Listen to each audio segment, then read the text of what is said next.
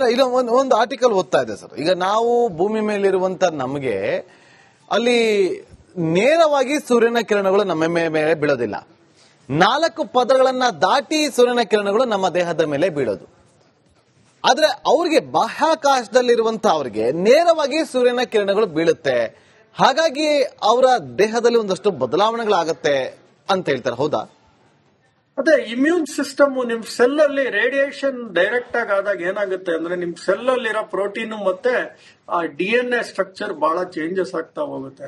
ಆಮೇಲೆ ಕೆಲವು ಕಾಯಿಲೆಗಳು ಉಲ್ಬಣ ಆದ್ರೂ ಆಗತ್ತೆ. ಈ ಕ್ಯಾನ್ಸರ್ ಎಲ್ಲರಲ್ಲೂ ಇರುತ್ತೆ DNA, ಬಟ್ ಅದು ಉಲ್ಬಣ ಆದ್ರೆ ಕ್ಯಾನ್ಸರ್ ಕಾಣುತ್ತೆ, ಇಲ್ದಿದ್ರೆ ಇಲ್ಲ. ಅದೇ ತರ ಆ ರೇಡಿಯೇಷನ್ ಬಿದ್ದಾಗ ಉಲ್ಬಣ ಆದ್ರೂ ಆಗ್ಬೋದು, ಹೇಳಕ್ ಬರಲ್ಲ ಏನ್ ಉಲ್ಬಣ ಆಗುತ್ತೆ, ಏನ್ ಇಮ್ಯೂನ್ ಸಿಸ್ಟಮ್ ಡೌನ್ ಆದಾಗ ಯಾವ ಕಾಯಿಲೆ ನಮಗ್ ಜಾಸ್ತಿ ಆಗುತ್ತೆ ಕೆಳಗ್ ಬಂದಾಗ ಅವಾಗ್ಲೇ ಗೊತ್ತಾಗದ್ ನಮ್ಗೆ. ಸೊ ಅದಕ್ಕೆ ಈ ಎಕ್ಸ್ರೇ ತೆಗಿಬೇಕಾದ್ರೆ ಎಲ್ಲ ಹೇಳ್ತಾರೆ ದೂರ ನಿಂತ್ಕೊಳ್ಳಿ, ಎಕ್ಸ್ರೇ ರೂಮ್ ಅಲ್ಲಿ ಇರಬೇಡಿ. ಆಮೇಲೆ ಎಕ್ಸ್ರೇ ಮಾಡೋರ್ಗು ಅವ್ರು ರೇಡಿಯೇಷನ್ ಲೆವೆಲ್ ಚೆಕ್ ಮಾಡ್ತಾ ಇರ್ತಾರೆ, ಯಾಕಂದ್ರೆ ಅವ್ರಿಗೂ ಎಕ್ಸ್ರೇ ಎಕ್ಸ್ಪೋಸ್ ಆಗಿ ಕ್ಯಾನ್ಸರ್ ಬರುತ್ತೆ ಅಂತ.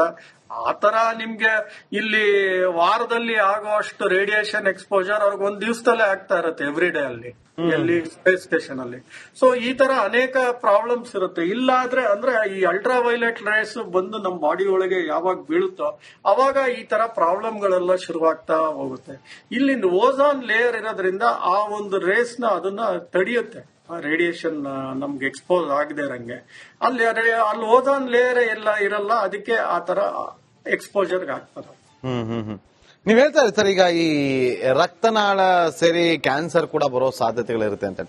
ಆದ್ರೆ ಇನ್ನೊಂದು ವಿಚಾರವನ್ನ ಗಮನಿಸ್ತೇನೆ, ಅವ್ರಿಗೆ ಭೂಮಿಗೆ ಬಂದ ನಂತರ ಅವರು ಬೆಚ್ಚಿ ಬೀಳೋದು ಜಾಸ್ತಿ ಅಂತೆ. ಹೌದಾ? ಯಾಕೆ ಸರ್ ಅದು ಆ ತರ ಆಗತ್ತೆ ಅವ್ರಿಗೆ? ಅಂದ್ರೆ ಮಾನಸಿಕ ಡಿಸೋರಿಯಂಟೇಷನ್ ಅಂದ್ರೆ ಮೆಂಟಲ್ ಡಿಸೋರಿಯಂಟೇಷನ್ ಆಗುತ್ತೆ. ಅಂದ್ರೆ ಅಲ್ಲಿದ್ದ ಕಂಡೀಷನ್ ಅಲ್ಲಿ ಆ ಒಂದು ಕಂಡೀಷನ್ ಅಲ್ಲಿ ಬಂದು ಒಂದು ಜೈಲ್ ತರ ಬಂದು ಇಲ್ಲಿ ಓಪನ್ ಜೈಲಿಂದ ಒಂದು ಕೈದಿ ಬಿಟ್ಟಿದ ತಕ್ಷಣ ಅವ್ನು ಮಾನಸಿಕವಾಗಿ ನಾರ್ಮಲ್ ಇರ್ತಾನೆ ಅಂತ ಹೇಳಕ್ ಆಗಲ್ಲ. ಒಂದ್ 20 ವರ್ಷ ಕಾಲ ಇಲ್ಲ 15 ವರ್ಷ ಜೈಲಲ್ಲಿ ಇದ್ಬಿಟ್ಟು ಆಚೆ ಬಂದ್ರೆ ಅವನ್ ಸ್ಥಿತಿನೇ ಬೇರೆ ತರ ಇರುತ್ತೆ, ಅವ್ನ್ ನಡ್ಕೊಳ್ಳೋ ಬಿಹೇವಿಯರೇ ಬೇರೆ ತರ, ಡಿಸೋರಿಯಂಟೇಷನ್ ಆಗ್ಬಿಟ್ಟಿರುತ್ತೆ. ಅದೇ ತರನೇ ಇವನ್ ಸ್ಪೇಸ್ ಅಂತ ಗ್ರಾವಿಟಿ ಇಲ್ದೇ ಇರೋ ಜಾಗದಲ್ಲಿ ಇದ್ದು ತಕ್ಷಣ ಭೂಮಿಗೆ ಬಂದಾಗ ಆ ಮಾನಸಿಕ ಇದು ಸ್ಥಿಮಿತ ಬರ್ಬೇಕದು ವಾಪಸ್. ಸೊ ಆ ತರ ಡಿಸೋರಿಯಂಟೇಷನ್ ಯೂಶಲಿ ಆಗೇ ಆಗುತ್ತೆ. ಸೊ ಅದಕ್ಕೆ ಬೇಕಾಗಿರುವಂತ ಅಲ್ಲಿದ್ದಾಗೂ ಸೈಕಾಲಜಿಕಲಿ ಬಹಳ ಸಪೋರ್ಟ್ ಮಾಡ್ತಿರ್ತಾರೆ. ಇಲ್ಲಿ ಬಂದ್ಮೇಲೂ ಕೆಲವು ಟ್ರೈನಿಂಗ್ಸ್ ಗಳೆಲ್ಲ ಕೊಟ್ಟು ನಾರ್ಮಲ್ ಸಿಗ್ತಾ ಇರ್ತಾರೆ. ಓಕೆ ಸರ್, ಈ ಒಂದಷ್ಟು ದೇಹದಲ್ಲಿ ಬದಲಾವಣೆ ಆಗೋದಕ್ಕೆ ಕಾರಣಗಳೇನಂತ ಹೇಳಿದ್ರಿ. ಈ ಪ್ಲಾನಿಂಗ್ ಹೇಗಾಗತ್ತೆ ಸರ್? ಈಗ ಇಂಥದೇ ಪಾಯಿಂಟ್ಗೆ ಬಂದು ಲ್ಯಾಂಡ್ ಆಗ್ಬೇಕು, ಯಾಕಂದ್ರೆ ವಾತಾವರಣ, ಭೂಮಿಯ ಮೇಲಿನ ವಾತಾವರಣ, ಗುರುತ್ವಾಕರ್ಷಣೆ ಇದೆಲ್ಲವನ್ನು ಕೂಡ ಗಮನದಲ್ಲಿಟ್ಕೊಂಡು ಒಂದಷ್ಟು ಪಾಯಿಂಟ್ಗಳನ್ನ ಮಾಡ್ತಾರೆ ಅಂತ ಹೇಳಿದ್ರಿ ಆರಂಭದಲ್ಲಿ. ಸೊ ಈಗ ನನ್ನ ಪ್ರಶ್ನೆ, ಆ ಪಾಯಿಂಟ್ ಹೇಗ್ ಮಾಡ್ತಾರೆ? ಆ ಪಾಯಿಂಟ್ಗೆ ಅಲ್ಲಿ ಬರಬೇಕು ಅಂತೇಳಿ ಹೇಗೆ ನಿರ್ಧಾರವನ್ನ ಮಾಡ್ತಾರೆ? ಒಂದೇ ಪಾಯಿಂಟ್ ಮಾಡಿರ್ತಾರ ಅಥವಾ 7-8 ಪಾಯಿಂಟ್ಗಳನ್ನ ಮಾಡ್ಕೊಂಡಿರ್ತಾರ ಅಥವಾ ಅದಕ್ಕೆ ಆದಂತ ಒಂದು ರೇಡಿಯೇಷನ್ ಇರುತ್ತಾ? ಅದು ಒಂದು ರೇಡಿಯಸ್ ಇರುತ್ತೆ, ಆ ಒಂದು ಸುತ್ತಳತೆ ಮಾಡ್ಕೊಂಡಿರ್ತಾರೆ. ಪಾಯಿಂಟ್ ಅಂದ್ರೆ ಎಕ್ಸಾಕ್ಟ್ ಆಗಿ 1 ಮೀಟರ್ ಅಕ್ಯುರಸಿಲೆಲ್ಲ ಬೀಳಲ್ಲ, ಒಂದು ರೇಡಿಯಸ್ ಅಂತ ಸೃಷ್ಟಿ ಆಗಿರ್ತದೆ. ಆ ಒಂದು ನಿಗದಿತವಾದ ಆ ರೇಡಿಯಸ್ ಒಳಗೆ ಬಂದು ಬೀಳ್ತಾರೆ ಅಷ್ಟೇ. ಸೊ ಪಾಯಿಂಟ್ ಅಂದ್ರೆ ಒಂದೇ ಪಾಯಿಂಟ್ ಇದೇ ಮಾರ್ಕ್ 0.1 ಮಿಲಿಮೀಟರ್ ಒಳಗೆ ಬಂದು ಬೀಳ್ತಾರೆ ಅಂತಲ್ಲ. ಒಂದು ರೇಡಿಯಸ್ ಒಂದು ನಿರ್ದಿಷ್ಟವಾದ ಇಷ್ಟು ದೊಡ್ಡ ಕೆರೆ ಅಂತ ಇರುತ್ತೆ, ಅಂದ್ರೆ ಇಷ್ಟು ದೊಡ್ಡ ಜಾಗ ಅಂತ ಇರುತ್ತೆ. ಆ ಜಾಗದಲ್ಲಿ ಎಲ್ಲ ಬಂದು ಬೀಳ್ತಾರೆ ಅಷ್ಟೇ. ಸರ್, ಸಮುದ್ರದ ಮೇಲೆ ಯಾಕೆ ಬೀಳ್ಬೇಕು? ಅಂದ್ರೆ ನಿಮ್ಗೆ ಈವನ್ ನೆಲದ ಮೇಲೂ ಲ್ಯಾಂಡ್ ಆಗತ್ತೆ. ಈಗ ಸ್ಟಾರ್ ಲೈನರ್ ಇತ್ತಲ್ಲ, ಆ ಡಿಸೈನ್ ಇದ್ದಿದ್ದು ನೆಲದ ಮೇಲೆ ಲ್ಯಾಂಡ್ ಆಗುವಂತದ್ದು, ಅಂದ್ರೆ ಬೋಯಿಂಗ್ ಸ್ಟಾರ್ ಲೈನರ್. ಈ ಅಫ್ಕೋರ್ಸ್ ಸ್ಪೇಸ್ ಕ್ರೂ ಡ್ರ್ಯಾಗನ್ ಅಲ್ಲಿ ಜೂನ್ ಅಲ್ಲಿ ಬಂದಿದ್ದು ಲ್ಯಾಂಡ್ ಆಗಿದ್ದು ಗ್ರೌಂಡ್ ಮೇಲೆನೆ. ಸಮುದ್ರದಲ್ಲಿ it is A very easy. So ಆ ಒಂದು ಇನ್ನೂ ಒಂದು ಏನಂದ್ರೆ ಇನ್ನೂ ಸೇಫ್ಟಿ ಜಾಸ್ತಿ ನೀರೊಳಗೆ ಬೀಳೋದು. ಆ ಟೆಂಪರೇಚರ್ ಎಲ್ಲ ಹೋಗಿ ತಕ್ಷಣ ನೀರಲ್ಲಿ ಬೀಳೋದು ಇನ್ನೂ safety than landing on the ground ಅಂತ ಯೂಶಲಿ ಸಮುದ್ರದ ಮೇಲೆ ಮಾಡ್ಕೋತಾರೆ. ಇಲ್ಲದೆ ಹೋದ್ರೆ ಈವನ್ ಗ್ರೌಂಡ್ ಮೇಲೂ ಲ್ಯಾಂಡಿಂಗ್ ಮಾಡುವಂತ ಕೇಪಬಿಲಿಟೀಸ್ ಇರುತ್ತೆ ಅವಕ್ಕೆ. ಈ ಟೈಮಲ್ಲಿ ಕಲ್ಪನಾ ಚಾವ್ಲಾ ಅವರು ತುಂಬಾ ನೆನಪಾಗ್ತಾ ಇದಾರೆ. ಹೌದು ಹೌದು. ಮೊದಲ ಭಾರತೀಯ ಮಹಿಳೆ ಒಮ್ಮೆ ಮೆಲ್ಕ ಹಾಕೋಬೋದ ಸರ್? ಏನಾಯ್ತು ಅವತ್ತು ಅಂತೇಳಿ? ಅವರು ಹೋಗ್ಬೇಕಾದ್ರೆ ಏನಾಯ್ತು ಅಂದ್ರೆ upper stage of the space craft ಅಲ್ಲಿ ಏನಾಗಿತ್ತು ಅಂದ್ರೆ ಒಂದು ಸಣ್ಣ ರಂಧ್ರ ಆಗಿತ್ತು. ಅದು ಅದನ್ನ ಯಾರು ಅದನ್ನ ಅದು ಸೀರಿಯಸ್ ಆಗಿ ತಗೊಳ್ಳಿಲ್ಲ ಆ ರಂಧ್ರನ. ಆ ಒಂದು ಫೋಮ್ ಒಂದು ಪ್ಲೇಟ್ ಏನೋ ಕಿತ್ಕೊಂಡ್ ಬಂದಿದ್. ನಾನು ಹೇಳದ್ನಲ್ಲ ಈಟ್ ಶೀಲ್ಡ್ಸ್ ಇರುತ್ತೆ ಅಂತ, ಆ ಸುತ್ತಲೂ ಆ ಈಟ್ ತಡೆಯುವಂತ ಶೀಲ್ಡ್, ಅದರಲ್ಲಿ ಒಂದು ಹೋಲ್ ಆಗಿತ್ತು. ಅದನ್ನ ಅವ್ರು ಯಾರು ಅಷ್ಟು ಸೀರಿಯಸ್ ಆಗಿ ತಗೊಳ್ಳಿಲ್ಲ. ಅದೇ ಬರ್ಬೇಕಾದ್ರೆ ಆ ಹೋಲ್ ಏನಾಯ್ತು ಅಂದ್ರೆ ಅದ್ರೊಳಗೆ ಆ ಬಿಸಿ ಗಾಳಿ ಯಾವಾಗ ಒಳಗಡೆ ಎಂಟ್ರಿ ಆಯ್ತು 2000 ಡಿಗ್ರಿ ಒಳಗಡೆ ಇರೋ ಸೆನ್ಸಾರ್ಸ್ ಗಳೆಲ್ಲ ಬರ್ನ್ ಆಗೋಯ್ತು. ಬರ್ನ್ ಆಗಿ ಈವನ್ ಸ್ಪೇಸ್ ಕ್ರಾಫ್ಟ್ ಬರ್ನ್ ಆಯ್ತು, ಬಾಡಿಗಳು ಎಲ್ಲ ಬರ್ನ್ ಆಗೋಯ್ತು.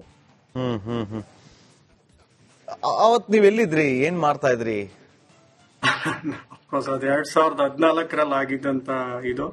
ಅಫ್ಕೋರ್ಸ್ ನಾನು ಬೆಂಗಳೂರಲ್ಲೇ ಇದ್ದೆ, ಎಲ್ಲೂ ಹೋಗಿರ್ಲಿಲ್ಲ. ಬಟ್ ಅಫ್ಕೋರ್ಸ್ ಅವಾಗ ಗೊತ್ತಾಯ್ತು. ಬಟ್ ನನ್ಗೆ ಟೆಕ್ನಿಕಲಿ ಅಷ್ಟೊಂದು ಹಿಂಗೆ ಆಗಿರ್ಬೋದು ಹಾಗೆ ಆಗಿರ್ಬೋದು ಅಂತ ಗೊತ್ತಾಗ್ಲಿಲ್ಲ. ಏನೋ ಸುಟ್ಟೋದ್ರು ಅನ್ನೋದು ಅಷ್ಟೇ ಗೊತ್ತಾಗ್ತಿತ್ತು. ಬಟ್ ಆಮೇಲೆ ತದನಂತರ ಅದು ಬಂದ್ಮೇಲೆ ನನಗೂ ಅರ್ಥ ಆಯ್ತು ಏನಕ್ಕೆ ಸುಟ್ಟೋದ್ರು. ಸರಿ, ಸ್ಪೇಸ್ ಸ್ಟೇಷನ್ ಎಷ್ಟು ಇಂಪಾರ್ಟೆಂಟ್? ಸ್ಪೇಸ್ ಸ್ಟೇಷನ್ ಇರೋದ್ರಿಂದನೇ ಬೇಕಾದಷ್ಟು ನಂದು ಆಲ್ಮೋಸ್ಟ್ ಬ್ಯಾಟ್ರಿ ಒಟ್ಟೋಗಿದೆ. ಇನ್ನೇನು ಒಟ್ಟೋಗತ್ ನಂದು. ಇರೋವರ್ಗಾದ್ರೂ ಮಾತಾಡಿ ಸರ್, ಇರೋವರ್ಗಾದ್ರೂ ನಮ್ಮ ವೀಕ್ಷಕರಿಗೆ ತಿಳಿಸ್ಕೊಡಿ. ಈಗ ISS ಸ್ಪೇಸ್ ಸ್ಟೇಷನ್ ಬಹಳ ಒಂದು ಆರ್ಬಿಟಲ್ ಎಕ್ಸ್ಪೆರಿಮೆಂಟ್ ನಡೆಯುವಂತ ಒಂದು ಜಾಗ. ಎಕ್ಸ್ಪೆರಿಮೆಂಟ್ಸ್ ಗಳು ಮುಂದಿನ ಹ್ಯುಮ್ಯಾನಿಟಿಗೆ, ಮುಂದಿನ ಸ್ಪೇಸ್ ಮಿಷನ್ಸ್ಗೆ ಎಲ್ಲಾನು ಅಲ್ಲಿ ನಡೆಯುವಂತ ಎಕ್ಸ್ಪೆರಿಮೆಂಟೇ ನಮ್ಗೆ ಹೆಲ್ಪ್ ಆಗತ್ತೆ ಮುಂದೆ ನಡೆಯುವಂತ ಸ್ಪೇಸ್ ಮಿಷನ್ಸ್ ಗಳಿಗೆಲ್ಲ. So ISS is very important. ಹತ್ತತ್ರ 98 ಅಲ್ಲಿ ಶುರು ಮಾಡಿದ್ದು 2000 ಅಲ್ಲಿ ಕಂಪ್ಲೀಟ್ ಆಯ್ತು. 2000 ಇಂದ 2024 ವರೆಗೂ ಈಗ ನಡೀತಾ ಆಗಲಿ 24 ವರ್ಷ ಆಗೋಗಿದೆ ಇಂಟರ್ನ್ಯಾಷನಲ್ ಸ್ಪೇಸ್ ಸ್ಟೇಷನ್ಗೆ. ಇನ್ನೊಂದು 6 ವರ್ಷಗಳ ಕಾಲ ಅದಕ್ಕೆ ಲೈಫ್ ಇದೆ ಅಂತ ಹೇಳ್ತಾ ಇದಾರೆ. 2030 ಆದ್ಮೇಲೆ ಅದನ್ನ ಏನ್ ಮಾಡ್ತಾರೆ ಅಂತ ನೋಡ್ಬೇಕಾಗ್ತದೆ. ಅಷ್ಟರಲ್ಲೇ ಇನ್ನೊಂದು ಸ್ಪೇಸ್ ಸ್ಟೇಷನ್ ಕಟ್ಟಬೇಕು, ಕಮರ್ಷಿಯಲ್ ಅವ್ರನ್ನ ಜೊತೆ ಸೇರಿಸ್ಕೊಂಡು ಕಟ್ಟಬೇಕು ಅನ್ನೋದು ಒಂದು ಪ್ರಕ್ರಿಯೆ ನಡೀತಾ ಇದೆ. ಭಾರತೀಯರು ನಮ್ದೇ ಆದ ಒಂದು ಸ್ಪೇಸ್ ಸ್ಟೇಷನ್ ಕಟ್ಟಬೇಕು ಅಂತ ಮೋದಿ ಅವರು 2030 ನಾವು ಶುರು ಮಾಡ್ತೀವಿ ಅಂತ ಹೇಳಿದ್ದಾರೆ. ಸ್ಪೇಸ್ ಸ್ಟೇಷನ್ ಒಂದೇ ಸಲ ಕಟ್ಟಕ್ಕಾಗಲ್ಲ, ಅದು ಮಾಡ್ಯೂಲ್ ತರ ಕಟ್ಕೊಂಡು ಹೋಗ್ತಾರೆ. ಈ ಲೆಗೋ ಗೇಮ್ಸ್ ಇರುತ್ತಲ್ಲ, ಒಂದಕ್ಕೊಂದು ಜೋಡಣೆ ಮಾಡೋದು, ಅದೇ ತರನೇ ಜೋಡಣೆ ಮಾಡಿಕೊಂಡು ಸ್ಪೇಸ್ ಸ್ಟೇಷನ್ ನ ಕಟ್ತಾರೆ. So it takes another 5-6 years ಒಂದು ಸ್ಪೇಸ್ ಸ್ಟೇಷನ್ ಮಾಡಬೇಕಾದ್ರೆ. ಸೊ ಸ್ಪೇಸ್ ಸ್ಟೇಷನ್ ಅನ್ನೋದು ಬಹಳ ಇಂಪಾರ್ಟೆಂಟ್. ಚೈನೀಸ್ ಆಗ್ಲೇ ಅವ್ರದ್ದೊಂದು ಸ್ಪೇಸ್ ಸ್ಟೇಷನ್ ಮಾಡ್ಕೊಂಡಿದ್ದಾರೆ. ರಷ್ಯಾದವರು ಈಗ ನಾವೇ ಒಂದು ಬೇರೆ ಸ್ಪೇಸ್ ಸ್ಟೇಷನ್ ಮಾಡ್ತಾ ಇವಿ ಅಂತ ಅವರು ಶುರು ಮಾಡ್ಕೊಂಡಿದ್ದಾರೆ.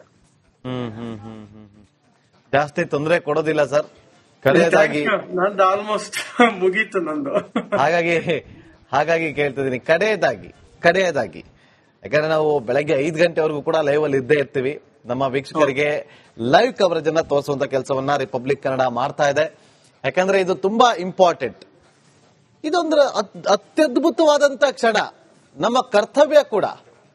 ಒಬ್ಬ ವೀಕ್ಷಕರು ನೋಡ್ತಾ ಇರ್ಲಿ ಅಥವಾ ಇಬ್ರು ವೀಕ್ಷಕರು ನೋಡ್ತಾ ಇರ್ಲಿ, ಅವ್ರಿಗೆ ಸುನಿತಾ ವಿಲಿಯಮ್ಸ್ ಅವರು ವಾಪಸ್ ಬಂದು ಇಳಿಯೋದನ್ನ ತೋರಿಸೋದೇ ನಮ್ಮ ಕರ್ತವ್ಯ. ಆ ಕರ್ತವ್ಯವನ್ನು ನಾವು ಮಾಡ್ತಾ ಇದೀವಿ. ಹಾಗಾಗಿ ನಿಮ್ಮ ಕಡೆಯಿಂದ ಕಡೆಯದಾಗಿ ಏನು ವಿಚಾರವನ್ನ ಪ್ರಸ್ತಾಪ ಮಾಡೋದಕ್ಕೆ ಬಯಸ್ತೀರಿ? ಅವ್ರು ಸುರಕ್ಷಿತವಾಗಿ ಸೇರ್ಲಿ, ಸುರಕ್ಷಿತವಾಗಿ ಬೇಗ ಚೇತರಿಸ್ಕೊಂಡು ಬೇಗ ನಾರ್ಮಲ್ಸಿ ಬರ್ಲಿ ಅನ್ನೋದು ಒಂದೇ ನನ್ನ ಆಸೆ ಅಷ್ಟೇ. ಅವರು ಭಾರತಕ್ಕೆ ಬರಬೇಕು, ನಮ್ಮ ಆಸ್ಟ್ರೋನಾಟ್ಸ್ ಗಳ ಜೊತೆನೂ ಶೇರ್ ಮಾಡ್ಕೋಬೇಕು ಅವ್ರ ಎಕ್ಸ್ಪೀರಿಯನ್ಸ್ ಅನ್ನೋದು ನನಗೊಂದು ಇನ್ನೊಂದು ಆಸೆ. Okay, thank you so much Girish sir, ನಮ್ಮೊಂದಿಗೆ ಇಷ್ಟೊತ್ತವರೆಗೂ ಮಾತಾಡಿದಕ್ಕೆ. ಇನ್ನೂ ಕೂಡ ಮಾತಾಡಿಸ್ಬೇಕು ಅಂತ ಅನಿಸ್ತಾ ಇದೆ, ಆದ್ರೆ ಏನ್ ಮಾಡೋದು, ನಿಮ್ಮ ಮೊಬೈಲ್ ಬ್ಯಾಟ್ರಿ ಲೋ ಇದೆ. ಆದ್ರೂ ಪರವಾಗಿಲ್ಲ, ಚಾರ್ಜ್ ಹಾಕೊಳ್ಳಿ ಸರ್. ಮತ್ತೇನಾದ್ರು ಮಾತಾಡ್ಬೇಕು ಅಂದ್ರೆ ಜಸ್ಟ್ ಒಂದು ಮೆಸೇಜ್ ಮಾಡಿ ನನಗೆ. ಆಯ್ತು ಸರ್, ಮತ್ತೆ ನಿಮ್ಮನ್ನ ಜಾಯಿನ್ ಮಾಡ್ಕೋತೀವಿ. Thank you so much sir, thank you so much.